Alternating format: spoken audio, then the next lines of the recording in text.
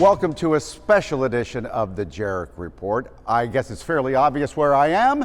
That beautiful building at Broad and Spruce in Center City, Philadelphia, the Kimmel Center. Yes, the building with that fantastic atrium. Look at that. And of course, Verizon Hall, considered one of the best looking and best sounding music halls in all of the world. Well, the reason I'm here is I get the opportunity to visit with the CEO of the Philadelphia Orchestra, Matthias Ternopolsky. So what is your exact title now? Well, right now I'm President and CEO of the Philadelphia Orchestra, Okay. but soon to be President and CEO of the Philadelphia Orchestra and Kimmel Center, Inc. Does that fit on a letterhead? I haven't tried yet. Probably not. So what's the job?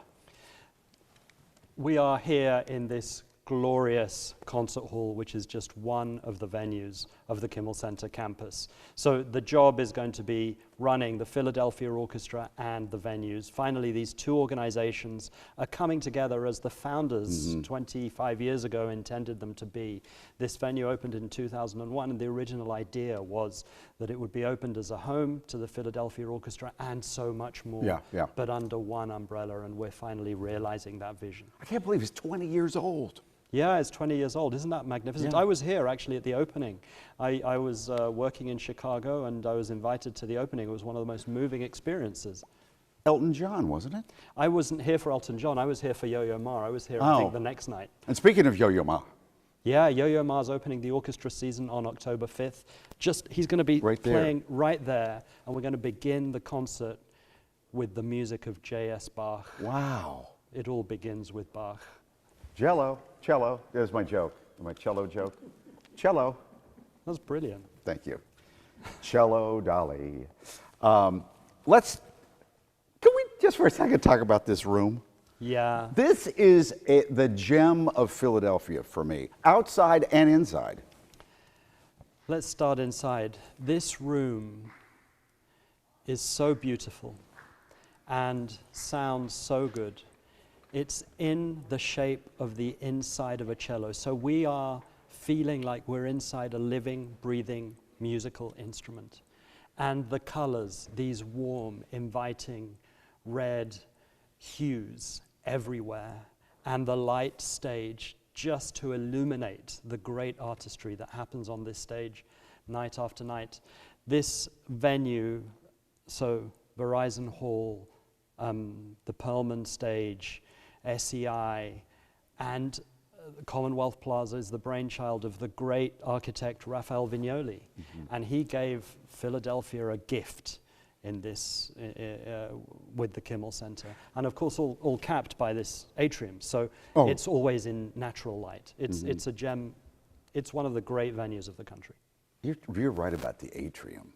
I mean, how does it compare to other concert halls or music halls? Look, I love concert halls. I love concert halls. I could just spend my life wandering concert halls. This is one of the best in the world, just from its beauty and its inviting nature. I mean, you just talked about the atrium. You know, that atrium is open to everyone. Yeah. And this is a place for all Philadelphians to come and connect with performing art. But it's just not the Philharmonic or the orchestra. There's all sorts of music comes off this stage. Oh my goodness, yes. I mean, this is the home of the Philadelphia Orchestra, but there is jazz, world music, comedy, chamber music, choral music, new music here. Then, you know, at the Academy of Music, there's, you know, Broadway and Opera Philadelphia, Philadelphia Ballet. I mean, the list goes on and on and on. I mean, there are the resident companies that animate all the spaces here are the heart and soul of Philadelphia performing arts, but there are so many more. I mean, we're launching our season with 50 50 performing arts groups from all over the region, playing in every nook and cranny of this venue. You've been London, Chicago, California, San Francisco Bay Area. Yeah. I suppose you could go anywhere. Why Philly? You missed New York. I was in New York as well. Excuse me. The New York Philharmonic. I forgot that one. I wouldn't put it, I certainly wouldn't put it that way. Philadelphia has a connection with the arts and culture that is, to me, unique. I mean, you feel it walking down the street here. You know, you can walk across the street, we've got the Wilmus Theatre, down the street, the Curtis Institute of Music, the Barnes, the Philadelphia Museum of Art, the great universities here. I mean, this city is alive with the thirst for that connection with the performing arts. And we have one of the world's very greatest orchestras as well, that is one of the defining institutions of this city. It is, I mean, it's an incredibly inspiring place to be. So 20 years ago when you were here, Yeah. sitting in this very room, Yeah, did you ever think you'd be the boss? never. No, this is a dream come true. I mean, just to be around the Philadelphia Orchestra, let alone as its president and CEO, is a sort of a dream beyond any dream I could have imagined. And so when I started that job in 2018, I mean, I still have to pinch myself.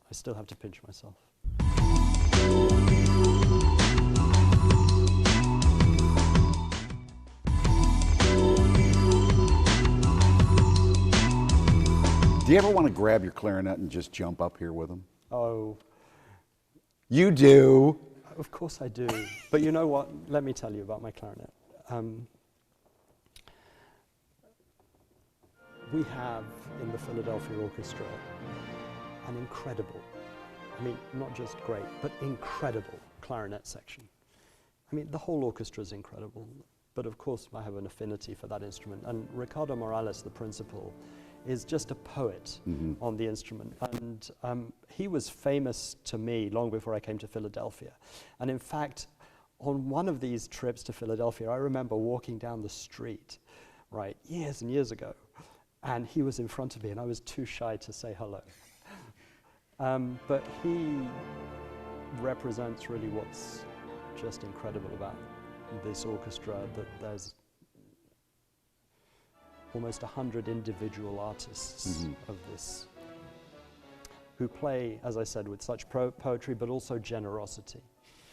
But you know, the clarinet remains an important part of my life. My son actually plays the clarinet, and he's playing on my instruments from when I was his age. How special is that? Yeah, so it's really special. And what I learned growing up playing the clarinet, I actually never aspired to make my living as a performer. I always loved organizing concerts and events, and I remember sitting at age 16 at a great series of concerts in London called the Proms, where they take out the seats in the main floor at the Royal Albert Hall and everyone's standing, and I used to go, and the tickets were like £2 or something, and I used to go and hear the world's greatest orchestras, and I said to myself in the middle of one of these concerts, as long as I spend my life somehow connecting as many people as possible with this feeling I'm getting by listening to this glorious music, then life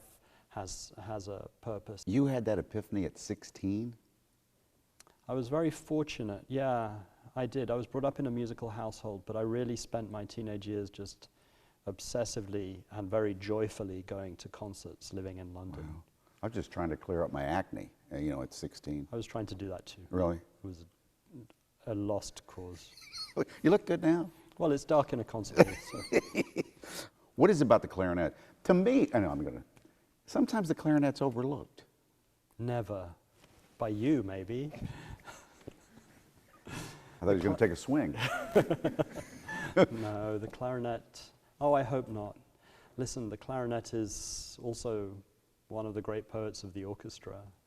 And it's an instrument that straddles so many different genres, from obviously classical to jazz to klezmer to world. I mean, the clarinet is everywhere.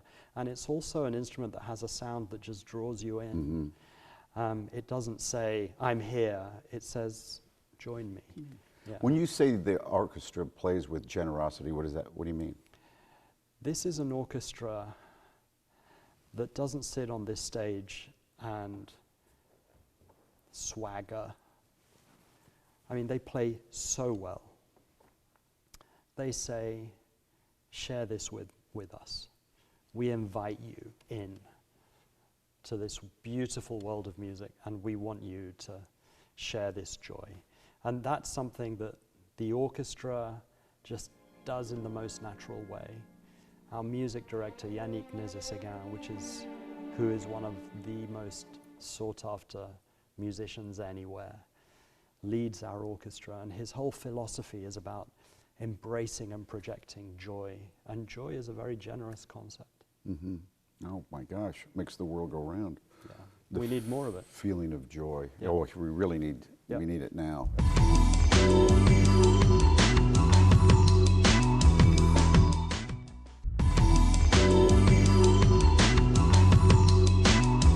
If you're an organizer,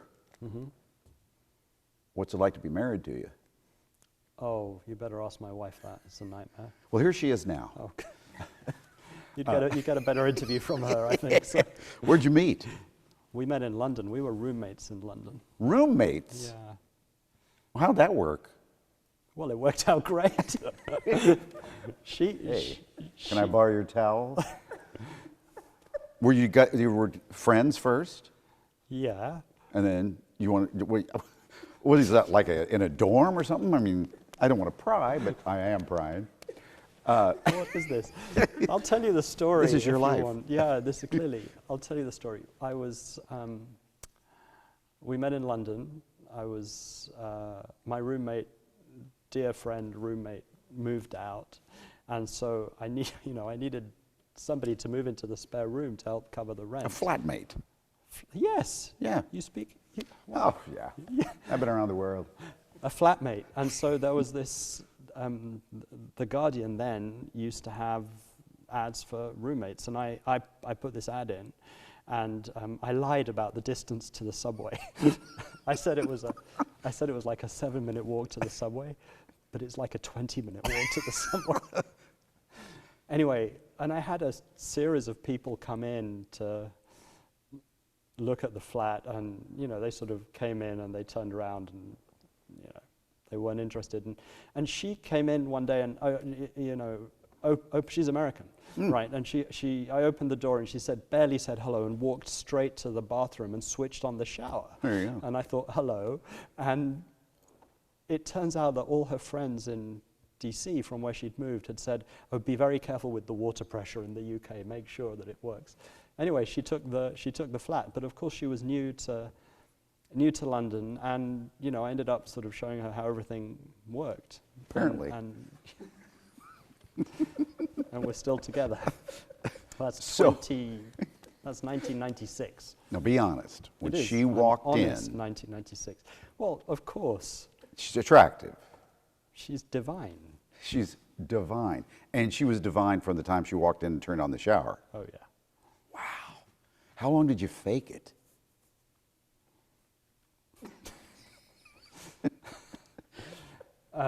Months?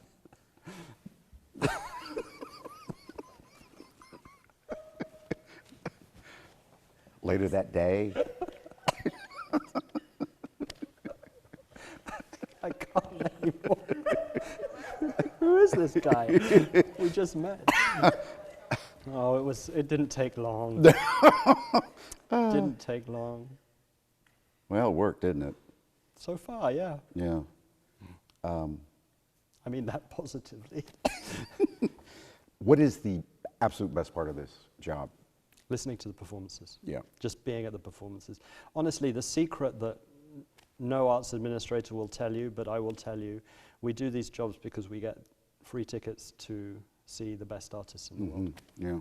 And I mean that a little tongue-in-cheek, but I mean, for me, sharing this experience with a house full of people, hearing the magnificent music making that happens on the stage, and to be transported, I mean, that's why I come to work. What does music mean to you? Everything. I mean, music is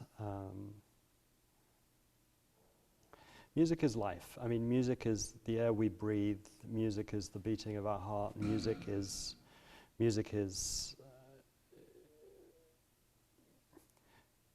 music allows us to take time to reflect. Music is everywhere if you let it in. Music enables conversation. Music breaks down barriers. Music is truly a universal language. Music is about transformation. Music is about beauty, and music is about joy. You're cool. Thank you. You're great too. Nice to meet you. What a pleasure to visit with him. When we come back, here's the question. Who washes all these windows?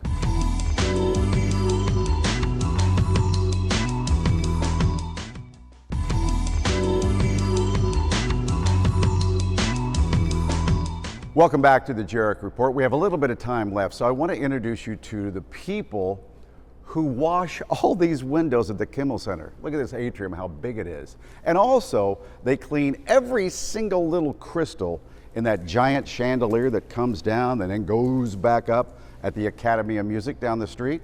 Here they are. See how they get dirty in between the tops of them? They pick up a lot of dirt in between there, you know what I mean? You have to get in between the connections.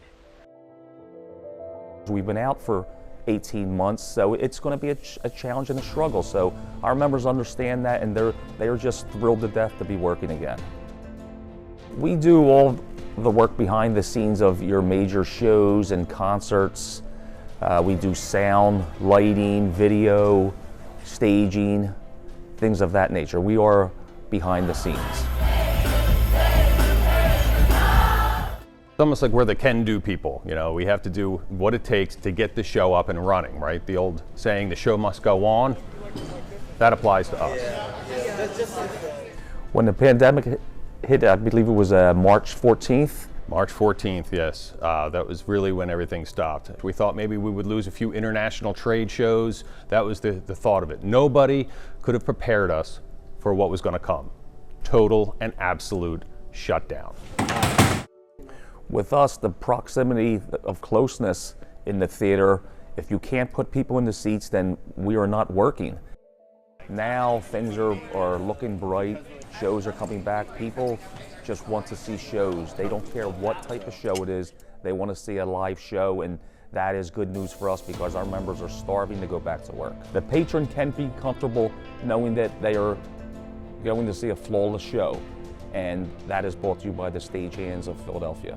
These guys are cleaning, as you can see behind me, they're probably cleaning about 300 windows a day. We did the dusting of the wood already, so that's all cleaned up from top to bottom. Just to get the honor to get this contract back is an experience in a lifetime, and it was like a dream come true just being in here to be a part of this cleaning for the opening of the Kimmel Center. The show still must go on. You have ticket sales, you have people flying in from all over the country at times to get to attend these shows, so it has to happen.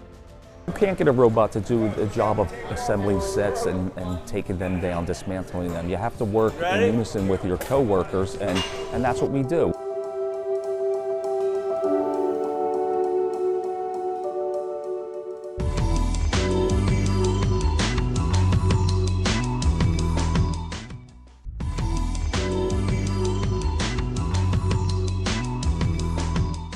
Well, thank you for being with me for this very special edition of the Jerrick Report. By the way, I always want to remind you, if you have a story idea for us, simply hit me up on Twitter. My handle is MikeFox29. Thanks again for being with us. I'll see you on Good Day Philadelphia.